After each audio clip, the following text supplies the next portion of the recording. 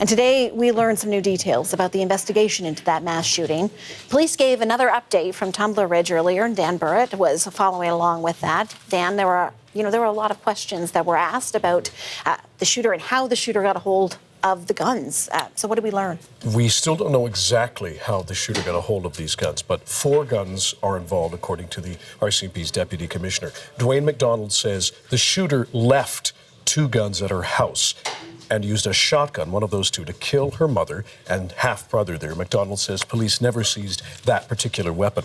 2 other guns were later found were used to kill the 5 students and the educational assistant at Tumbler Ridge Senior Secondary. McDonald says the gun believed to have caused what he calls the most significant damage was never seized either. Police also clarified that one of those guns found at the school was a modified rifle, not a handgun, and they're still trying to figure out how that shooter got a hold of that gun. The deputy commissioner notes that the shooter's mother, Jennifer Strang, held a valid possession and acquisition license for firearms, but there were no firearms registered to it. As for the shootings at the school, McDonald says it does not appear the shooter had specific targets in mind.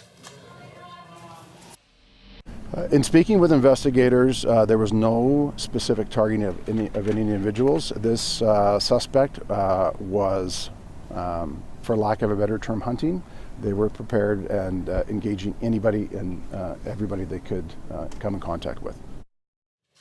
And the other thing that they did at that press conference was talk about pictures of the shooter, the fact that there have been some that have circulated that are not of the individual that is they correct. believe responsible, and so they have gone ahead and released an image of the shooter that they That's right, and we're going to show that to you now. This is the RCMP verified image that they want to show of 18-year-old Jesse Van Rootselaar.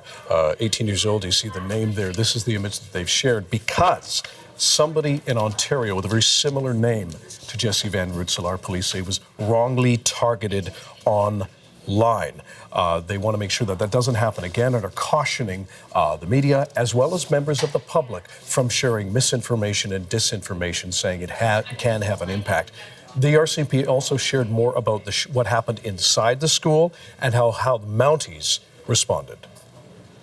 There was somebody that either leaned out or shouted out a window to our officers. The suspect is upstairs, he's upstairs. They entered the school, immediately went to the stairwell, proceeded to go up the stairwell, and were met with gunfire inside the school. It was a matter of seconds after that. There was more gunfire, not as we know now, having reviewed video, directed at any persons, and then ultimately the suspect took their life. I can say with confidence that from the moment the suspect encountered police, there were no further injuries to any other students in the school. Now, as for the school itself, police have been dealing with that, trying to complete that investigation.